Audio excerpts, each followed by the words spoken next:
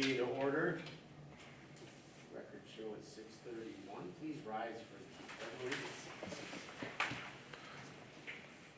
I pledge allegiance to the flag of the United States of America and to the republic for which it stands, one nation, under God, indivisible, with liberty and justice for all.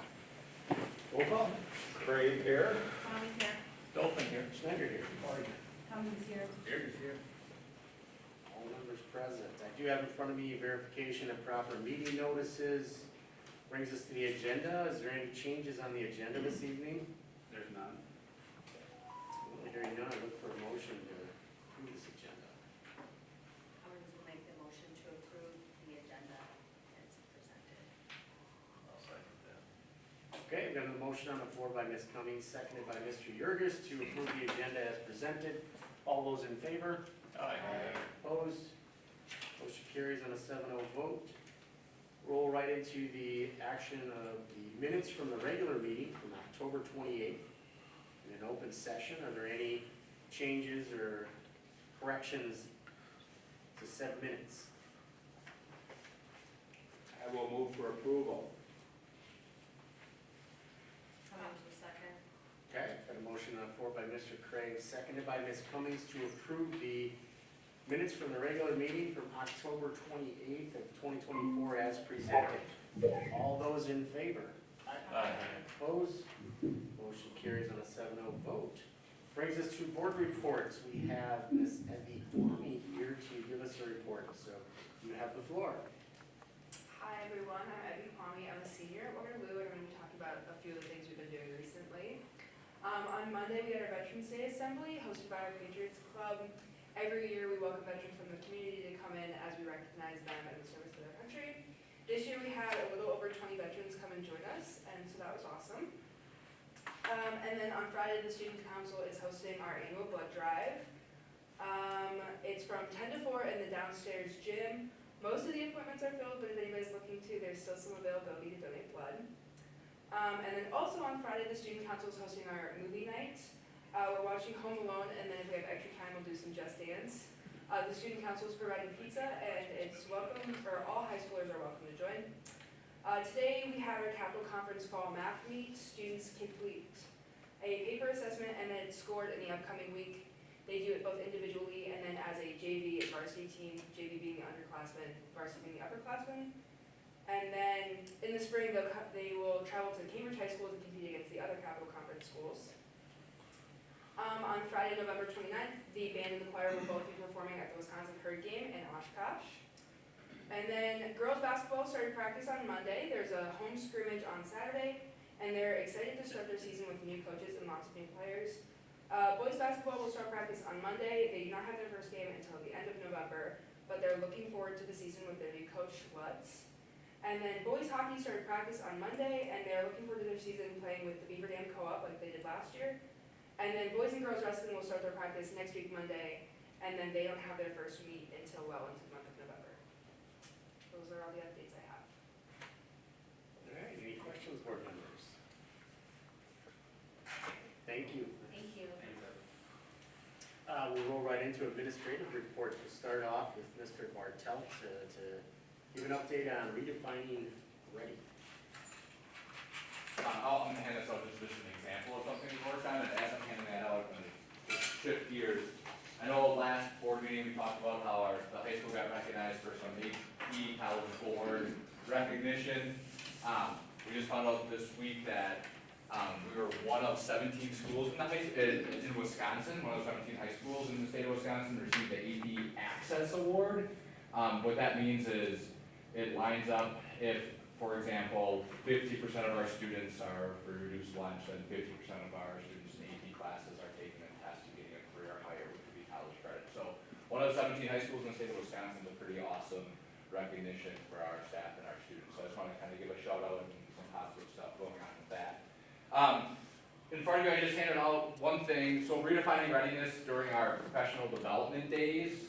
We've been working with Scott Carr, who I know has worked with all of you, and really focusing on career-connected learning, looking at how we're implementing our readiness team is implementing those pieces in into their classroom. So that's kind of the first step this year, is getting our 9 high school team members, focusing on redefining readiness and career-connected learning just in their classroom. So this is just an example of one thing that Mr. Seafelt did in his geometry class recently. So we've done a lot of talking about attributes and skills with students that are in, with the teachers and our readiness team in their classes. And this is just one thing that he did at the end of one of his classes. So he had students think about, some of you have maybe seen that attribute wheel, right? I think you did a little skill with that. It's over 100 skills and attributes are on there. So we kind of put that down the list to a little bit less than over 100, so students could go through and kind of rate themselves on where they're at. And they rated themselves with some strengths, and then asked 2 classmates to rank them and where they think they are at as well. And then they had some follow-up questions about how knowing your strengths or maybe your areas of growth will help you. And he's relating that now into math when he creates groups of students, or what we call collab teams, with redefining readiness, and using different people's strengths and attributes and how they can lean on other people. Again, that's a career-connected piece, because as we all have jobs and we work when we get older, we're really depending on other people and their skills. So it was a nice little example I wanted to show. There was some reflection that the students had to complete as well. And now Mr. Seafall is able to see where the students feel they're at in math based on these skills, and can group them appropriately. So that's just one example we're doing for redefining readiness. This other example, this is a really neat project, I'll say, that our students are doing in the high school, and we're pairing with kindergarten. So in kindergarten art class, they worked on lines of symmetry. So basically they cut out a piece of paper, folded it, and glued it on another sheet of paper, and then they had to color it. So for example, this is a kindergarten artwork. Okay, so here's a line of symmetry, and then they had to draw something with it. So with that, the kindergartners don't know this, they will be getting this in the next couple of weeks. In our high school art class, Mrs. Habeck then explained to our high school students, you have a client. A client's coming to you with a picture, now you have to make it come to real life. And explained that all, and then at the end said, your client's a kindergartner. So what the art class is doing is they are taking the pictures that were made by the kindergartners, and a lot of times when you work with clients, the client comes in with what they want, and as an employer, you need to work with them and work with what you have. So they now made plushies with what the pictures are, and they will deliver them to the kindergartners in 2 weeks. So there's an example there. Here's an example of another picture that they made with it. So again, creativity, and I will say the engagement with these activities, because it's not just for themselves, it's for other people. The engagement we're starting to see with some of these projects that we're creating are really increasing. Our next step with this is we're doing this with the kindergarten class. We have a group of students that are working on communication skills, written skills. They're going to be sending emails or making phone calls to UW Hospital, Ronald McDonald House, to create something like this. And our goal is to deliver them by the holidays. So take a group of students, talk to their management team, again, real life, real world experience that you have to do after you're done with high school, and create something like this so we can deliver it to kids in the next month or so. So that's in the works, that's our goal where we're at. So that's just some neat stuff with redefining readiness. So again, taking what we're doing and just enhancing a little bit more, working on some skills that's gonna help in the future. Awesome, any questions? I love it. Yeah, Absolutely love it. don't share that with kindergarten. I won't It's tell supposed to be a her. surprise. I won't Hopefully tell not her. many kindergartners are watching our board. We all have more hair than I do. Yeah, I can, if you want me to pass these around so you look at them, if you guys want to see them, Sure. you're good? I'll pass them, I'll pick them up after, so. Thank you. Thank you.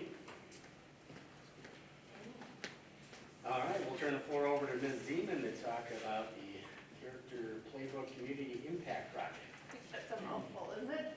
Yes. Okay, so I just wanted to update you, Mr. Thorson and our student council in early October applied for the Green Bay Packers Character Playbook Community Impact Project. And they used the Pirate Games as their application and outlined how it impacts our school, our neighborhood, or surrounding community. So once the proposals were submitted, a narrowed pool of applicants are given the opportunity to present to a select team of Green Bay Packer players and the committee. So we have moved on to the next round, and 3 of our students will create a slideshow and present it to this committee on November 21st. They have the time slot of 8:35 to 8:50, and then after they present their project, we will see if they win the $500, which they will use to put towards the Pirate Games and other school activities for the intermediate and middle school. Very cool. Yeah, they're very excited. So, any questions? Good news. All right. Thank you. We'll now turn it over to Ms. Beacon to talk about Playworks and the parent-teacher conferences. Yes, can you all hear me? Yes. Okay, so, first of all, I want to say that one of the reasons I love working in Waterloo is because of this great connection we have with the high school and with the older kids. And what Sean was just talking about is just amazing, that our kids are able to connect like this. And I have to give a shout out to the Patriots Club at the high school for really helping out with our Veterans Day program. It was amazing. The kids did a great job, and those high schoolers were really, really great at hosting the whole thing and running the whole thing. It was amazing. Great job. So that's one of the great things about working in Waterloo. Playworks is, we're in our 2nd month, going into our 3rd month now of Playworks. She comes once a month, so next week she'll come and teach some more games to our classrooms. That's going well. She usually teaches 2 games a month. So that's going really well, and the kids are learning some really nice games and how to play and how to solve problems with each other if they don't know who wins or loses. So that's really great. One of the really neat things right now is the junior coaches have started.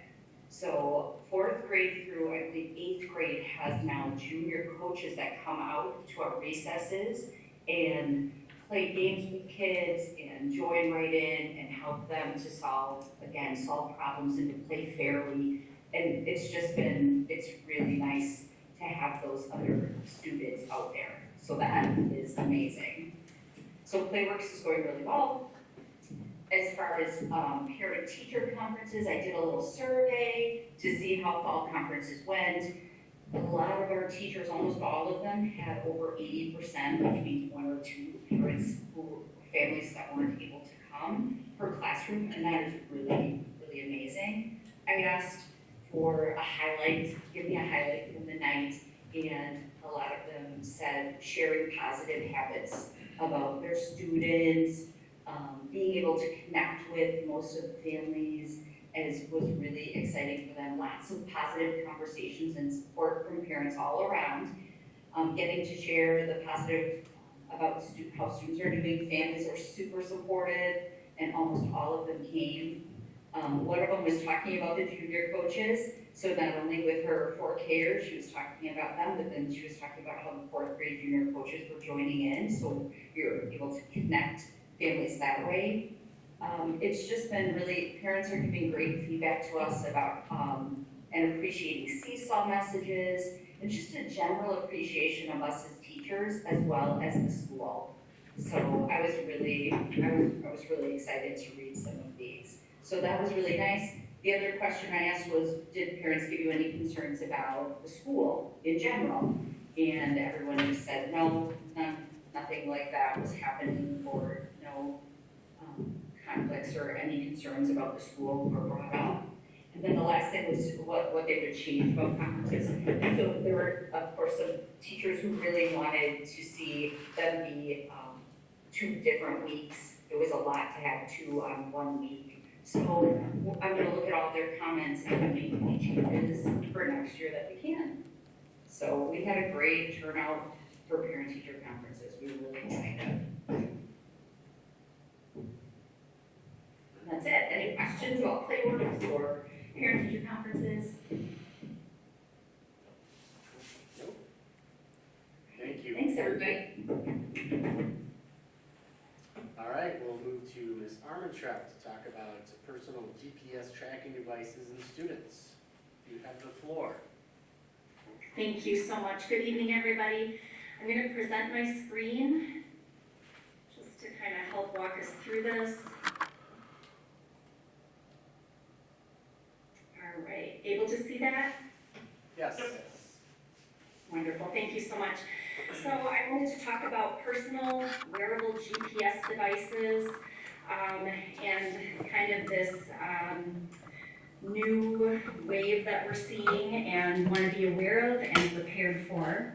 So wearable GPS devices are basically small portable devices that track a person's location.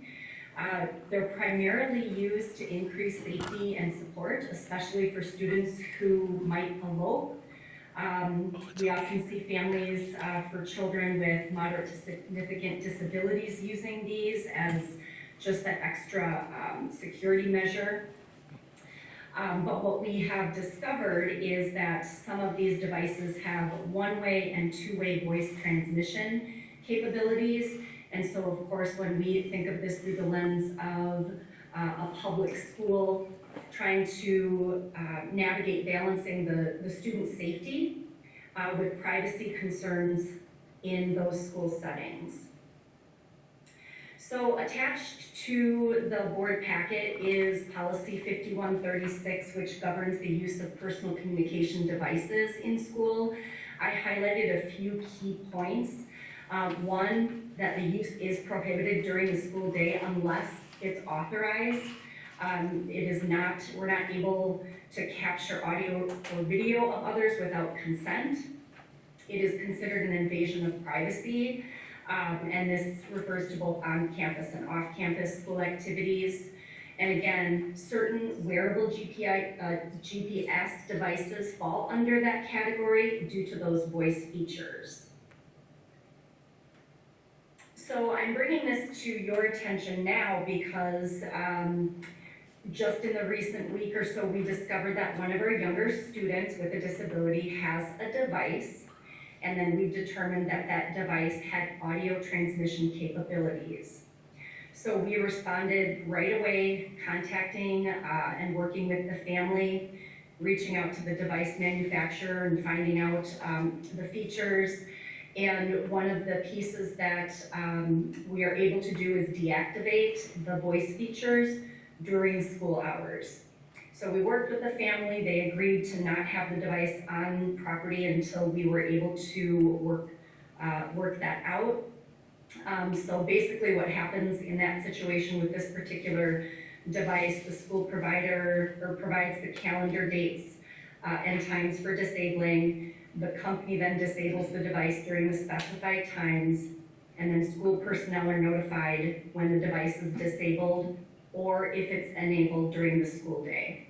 So this allows us to ensure that we're complying with the district policy and privacy, and then protecting that privacy for students and staff. And again, when we're thinking about the world that we live in and considerations for the future, when I connected with other district directors, I found that they too had a handful of students, not super large amounts, but that this could potentially be a growing trend with more families using that technology for the benefits of enhancing safety for vulnerable students and bringing that peace of mind to families. Obviously on our end, the challenge that we need to consider is Do our policies cover that? Do we need to update anything to specifically address wearable GPS devices with transmission capabilities? And again, balancing that individual need with overall school community privacy. Another consideration is just making sure staff are aware that these devices are out there and that they exist, and how we manage and respond to those devices. So in terms of, next steps to consider would be, does there need to be more comprehensive guidelines for future cases? But basically that's kind of where we're at with this.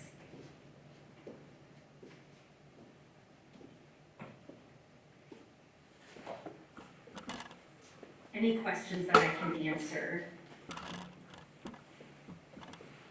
I do have a question, and I don't know if it should be directed solely at you, Michelle, but so are we aware of Neola looking to modify their policy at all as these devices become more, in use in their schools? Is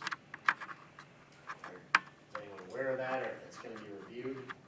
Yeah, I have not had any conversations with Neola about, maybe looking at our policy to more comprehensively cover these types of things.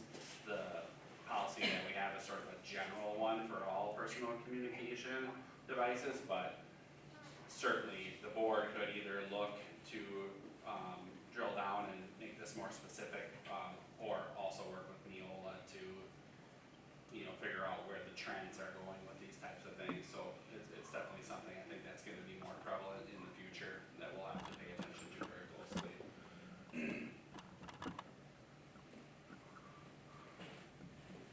Any other questions?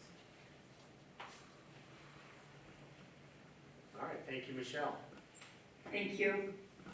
We'll turn the floor over to Ms. Daniels to talk or walk us through the pupil count. Yeah, so each September, the Wisconsin Department of Public Instruction requires that districts gather and report their enrollment headcount on the third Friday of September. This number is used by the state to determine state revenue limits, which is the amount of funding the district is entitled to receive from general state aid and local tax levies. This reporting took place on September 20th. The count showed a total enrollment of 752 students. This is an increase of 7 students when compared to the 23-24 third Friday count of 745. Our 4K class had 15 students more than last year, but our senior class dropped by 11 students. And our current class sizes and lack of available housing in the area leads me to believe that we'll probably continue seeing declining enrollment as our larger high school classes graduate. And I did put a document on your guys' tables there to kind of show the graphs that I made for third Friday enrollment trends and then the open enrollment trends. Do you have any questions? Any questions? Doesn't appear to be any. The graphs lay it out pretty well for us. Okay, sounds good. Thank you. Thank you. And we'll turn to Mr. Henning to talk about the calendar and the agriculture building. Yeah. So, as mentioned last meeting, you do have the calendars tonight in front of you. I just want to review how we got to that point. So a number of years ago, the board received some feedback from teachers that they wanted more say in how the calendar was put together. And at that time, the decision was made to just sort of turn it over to the teachers and let them put the calendar together. And that's been a good experience. And we have a group of teachers led by Shelley Sharon-Brock who do a nice job of that. They put a lot of time into it and receive feedback from staff all across the building about what they would like to see. We obviously can't do everything that everybody wants, and you can't start until September 1st, and most people want to be done by early June, so there's only so many things you can do in between there, but you can pick and choose where you do your in-service dates and how you line up with some of those holidays. And so you'll see those calendars for you tonight to review and potentially approve. There is one sort of new thing on there that the group wanted to try this year, and that is if you look at the calendars with the day before and after Christmas, the students would have those, before and after Christmas break. So it ends up being December 22nd and January 2nd. those days are no school for students, but they're optional in-service days for staff. They have to choose one of the 2 days. So with some flexibility, staff have to work one out of those 2 days. And that's something that the committee felt was a unique opportunity with the way that the calendar fell, and so they have that in front of you tonight for consideration as well. And then I can defer to Matt a little bit about the agriculture building, but if you go in the back of the school, there's some piles of materials there. The pad and foundation has all been laid, and it sounds like we're going to have workers on site shortly, and hopefully not too long, building them. Yeah, the structure should take shape here in the next couple of weeks. We still look to get the concrete poured here before the winter, which is inevitable, moves in, and get this thing knocked out. So it'll be real obvious when they get started back there. Yeah, yes. Any questions for Mr. Henny on the calendar, even though we have this on later board, an action item? Yeah, I do have just a question around what you stated, Brian, with in December for the days, the professional development. So there's nothing in December, but we're trying it this December, so is that something that they're gonna see if it works this December and make it into next December, 2026, 2027, or not? Because it's like, shows 7 days for December for break, and then this one shows, this year shows 10. So I just didn't know the days off, meaning break for the kids. I just didn't know if they wanted to put the professional development before or after, or no.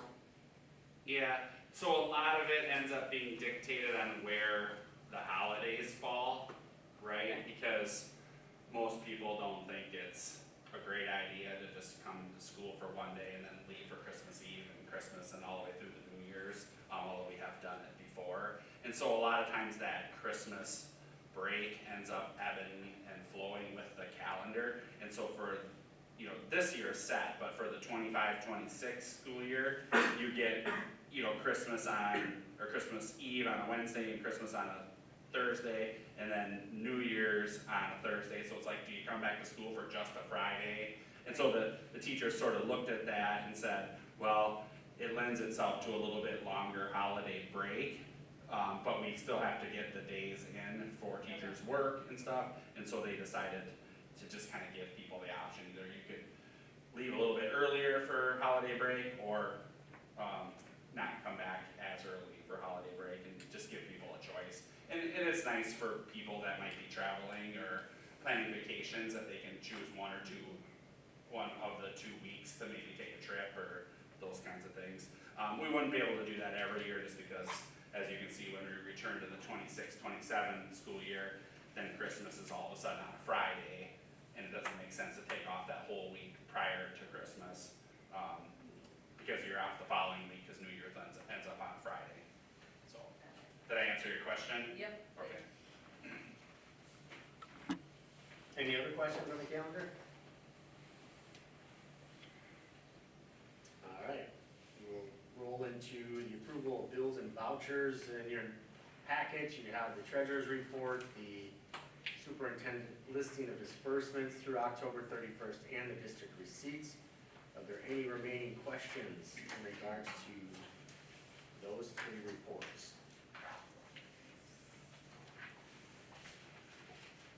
I would so move for approval of all 3 reports. Cummings, second. Okay, I've got a motion on the floor by Mr. Crave, seconded by Ms. Cummings to approve all 3 reports as presented, and that is a roll call vote. Crave, yes. Kwame, yes. Dolphin, yes. Schneider, yes. Cummings, yes. Darius, yes. All right, motion will carry on a 7-0 vote.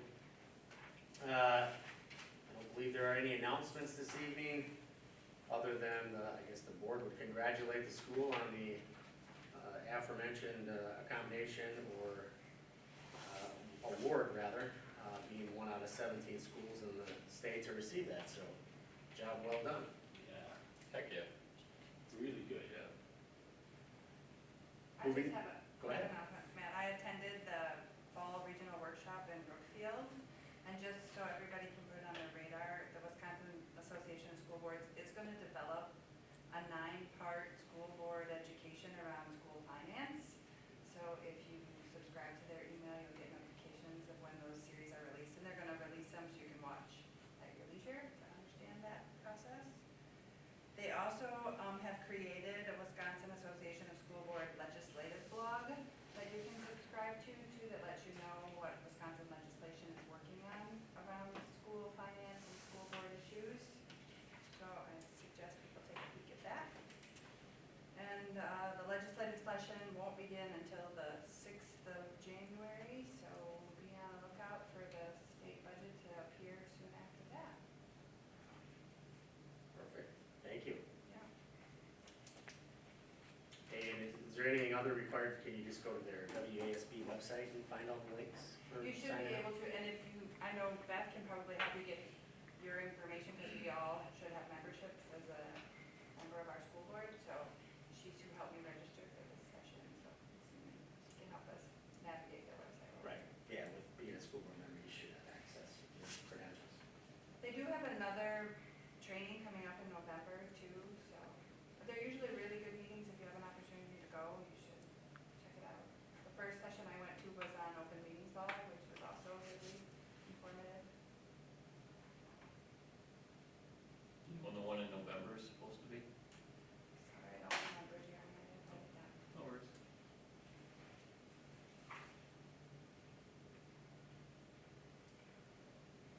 All right, thank you. Move to public input. Does anyone wish to give public input this evening?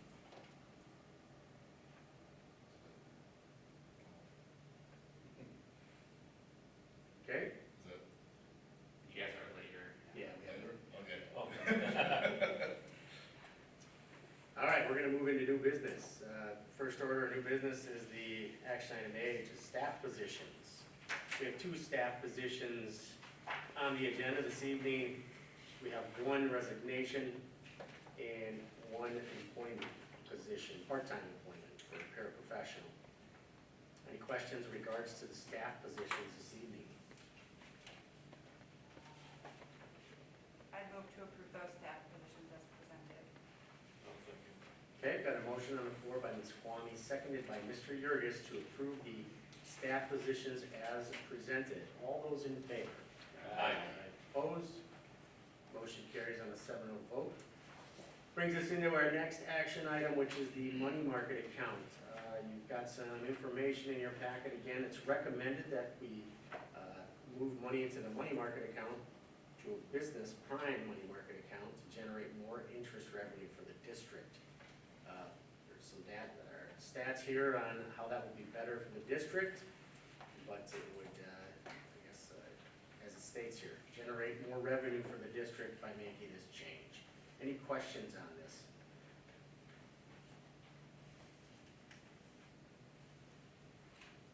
I will so move for adoption. Okay, I've got a motion on the floor by Mr. Crave, seconded by Mr. Fari to approve as presented and the money market account recommendation. All those in favor? Aye. Opposed? Motion carries on a 7-0 vote. Moving right along to the calendar we discussed. The motion, or the action on the floor, excuse me, is it's been brought forward to approve the 2025, 2026, and 2026-2027 calendars. As you have hard copies in front of you, and we went through them a bit, is there any other discussion in regards to the calendars as presented?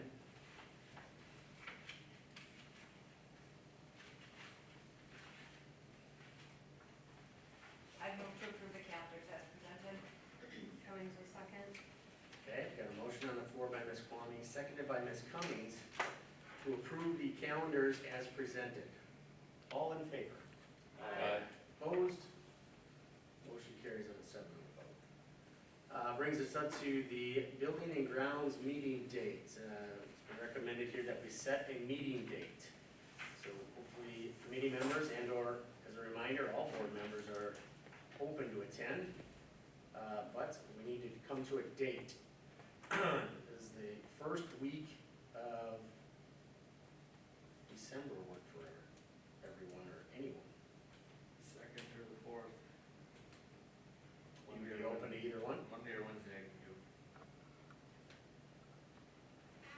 Mr. Dolphin? Those sound good to me. How about if we went on the 2nd, which is Monday the 2nd at 6 PM? I can't do that, You that's, can? Okay. I'm trying to do double duties and I have my other commitment that night.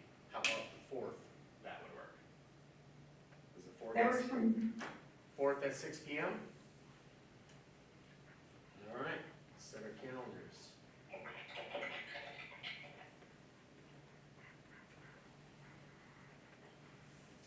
And we'll move into a discussion item, the operating referendum. As laid out here in the informer packet, again, we need to be planning on what we look to present as it pertains to an operating referendum. Is there, I don't know if the board members have, we talked briefly last meeting, and I'm sure Mr. Henning could share information, but I guess board member thoughts on what we look to present as the, we only have so much time to present something if we choose to do so. If you look at neighboring districts, and in this past election, there was a number of them put through with pretty high dollar amounts, much higher than what we had passed. And depending on what you look at or research, a lot of those are to provide teacher salaries and benefits. So I don't think our district will be much different than the rest in what we're needing to do or possibly looking to do. It seems to be two very different things. But, How many years do we have left on the operating referendum? We're in our second year right now, so we have one, more year. the rest of this one and one more. So we can choose to go for a referendum this April, or it would be the following April, is that correct? Correct. I'm going from memory here. All right, If we chose to simply continue the existing referendum in this April, and that passes, and then we find out 9 months from now that we're in a bit of a wage battle with other districts, are we able to put forward another operating referendum at that point? Mhm. That would be my vote for right now.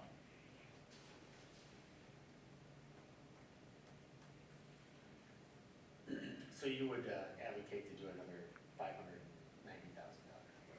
Is that Right. That's our current, Basically, what we have right now, I think that's just to extend for an easy additional enough thing year. to sell, and And putting that to ballot in April. Yeah. that way, if it fails, we've got another crack at it. If it passes, you don't prohibit yourself from going back again a year later and saying, listen, we didn't ask for any additional money, we simply had the status quo, but the situation has changed.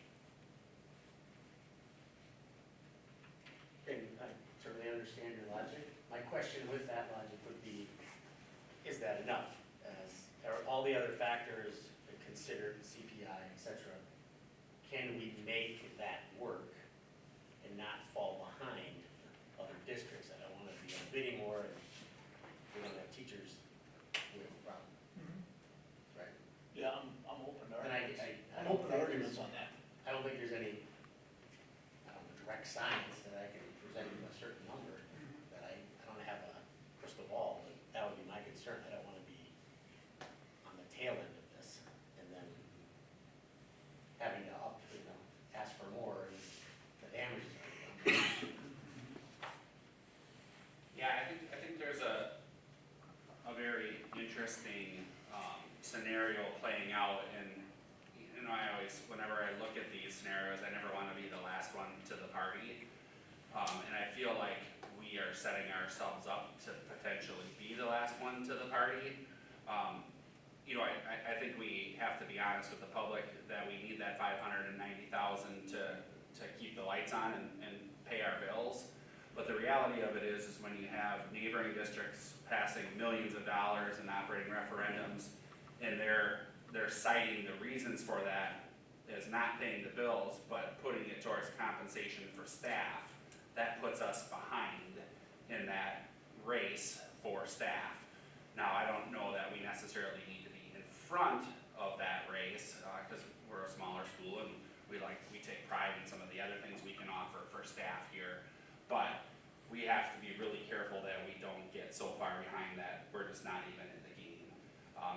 that's where I feel like we're headed, and that's a tough conversation with our taxpayers, because, you know, are we necessarily, unable to make ends meet with our budget?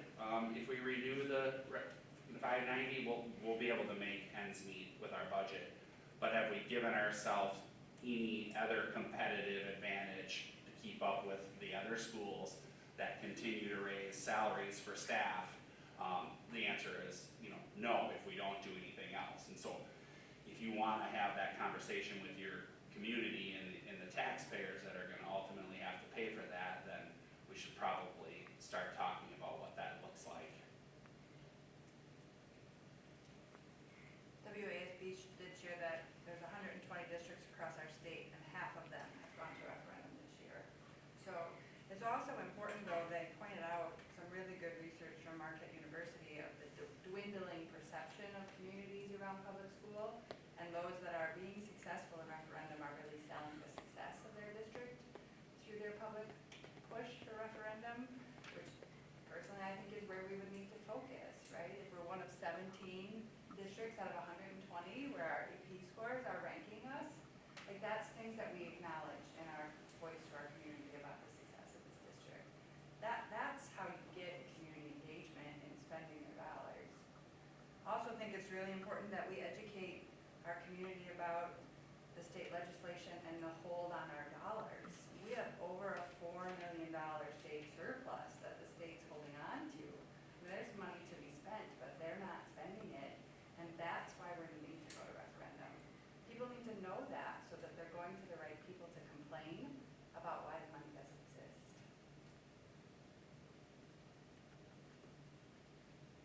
Agreed.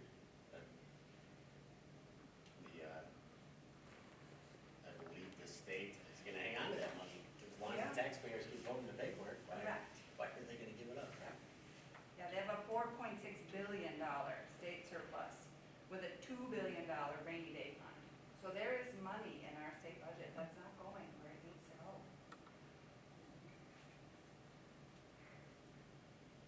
Yeah, I certainly agree with your thoughts, Susan. It would be logical to me to back into what, if we could look into that next budget, what does 590 get us? If we can try to project out and what, if we can have that as a baseline and what we think needs to be more, just given off of, we can look at surrounding communities' data. Again, it's not an exact science, but to put us somewhere on the map. To start That's what I educating. kind of want to see, just a logic of how you get to the increase amount. Even if it's historically, wages have gone up X amount of dollars, based on the current projections, we're gonna get here, this is gonna leave us this deficit. And then we maybe account for a bit of a cushion in there so that, for things that we don't know. I don't disagree with Bill as much as I hate the idea of going to referendum in April. I think we need to have a buffer zone where if we don't get a budget approval in April, we have another shot at it. Where if we wait to go the following April and the referendum doesn't pass, we're gonna be in a big hole if the state doesn't come through with dollars for us. Agreed. But yeah, I think you could make a recommendation based on X amount of assumptions, right? We can all agree upon the assumptions, and that's how we ended up where we were, so.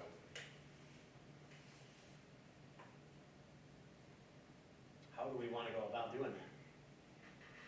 As we would lean on our administration, Susie and Brian, to help formulate a sheet with some assumptions, or.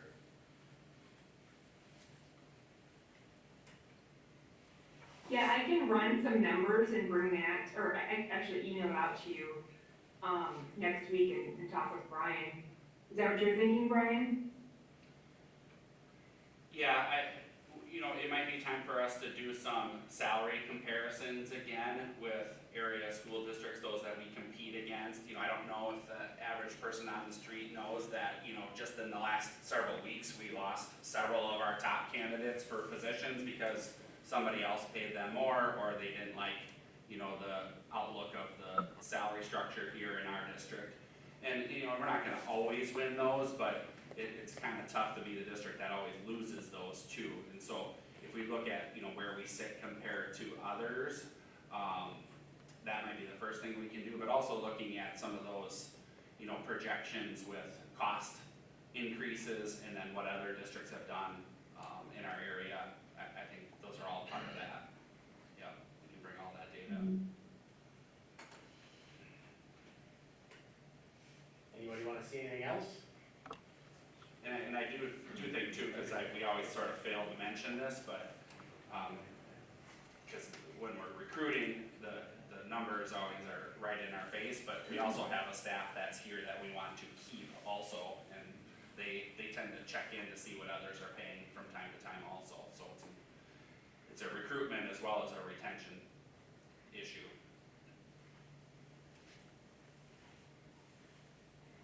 Great. Everyone's good with that? Yes. Yes. Okay. Is there any future agenda items to discuss or board members would like to see on the future agenda? Cool. I know previously the board has done a perceptics survey. School perception School survey. perception survey, yeah, but we haven't done it in the last 3 years. We haven't done it since I rejoined the board. And there's a lot of available resources associated with that survey to determine where our board strengths are, where our board has opportunities. That is something I think would be valuable to this board to help us set some strategy as we move forward, so we don't have to be reactive, we can be proactive. So I would propose that we take a look at investing in that survey for our board members again. Yeah, that usually comes out in December. I'll make sure that you guys get that, Susan. Okay. And then I also had a nice conversation with the Hamilton district. I guess that was kind of nice going to a different areas meeting. I got to meet people outside of our region, so, and they're doing some creative things on their board. When they have a topic where they feel like they need more information, in addition to their board meetings, they're doing what they call study sessions, where it's really in-depth topics just based on one topic. And as we're talking about budget and referendum, that might be a good forum to try something new, where we're doing a public meeting, but we're just specifically looking at one topic and not taking any action on that topic.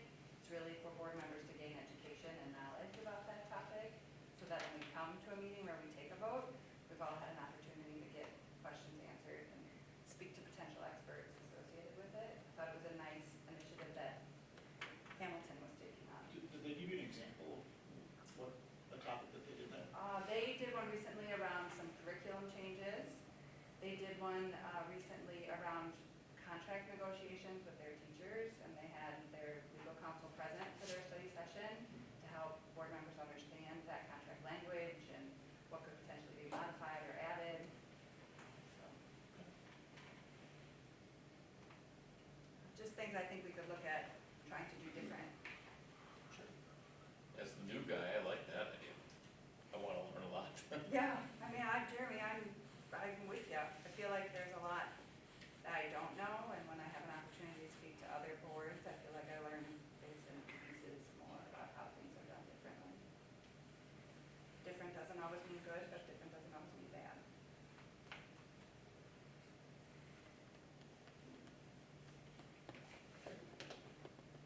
Any other commentary, future items? All right, with that, I will make the motion. We go into a closed session, pursuant to Wisconsin statutes 19.85, parent 1C and F, for the items listed on the agenda. Is there a second to that motion? I will second that motion. That is a roll call vote. Reed, yes. Kwame, yes. Dolphin, yes. Snyder, yes. Elise, yes? Darius, yes. All right, let the record show it is 7:21. We were in closed session, but we'll take a brief recess to allow them to turn on cameras. Thank you all.